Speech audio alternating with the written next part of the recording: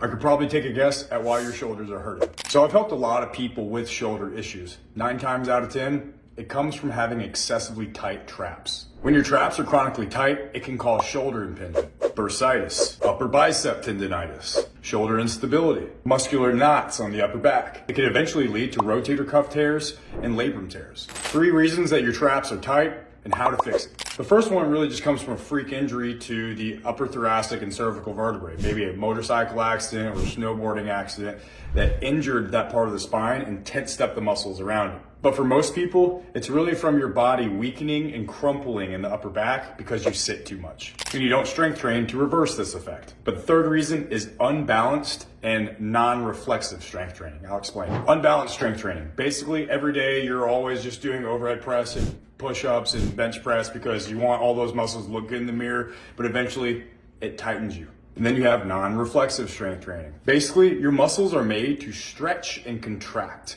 All right, but when you're just doing trap bar raises just like this, just pumping up the traps, getting them bigger, bigger, and bigger, all you're doing is contracting them. It's making them tighter and tighter and tighter. All right, so how do you fix it? First, balance your strength training. For every push exercise, you should have twice as many pulling exercises. Focus more on your upper back. Specifically, really hammer on your lats. It's gonna drop your scapula and get rid of that tension right there. Second, train your body reflexively. Look into getting a steel mace, steel club, a kettlebell. The movements that you do with these tools will stretch your muscles and contract them at the same time, the way they're supposed to move. Not only will it relieve that tension there, but you'll actually get stronger and build a stacked muscular upper back and shoulders.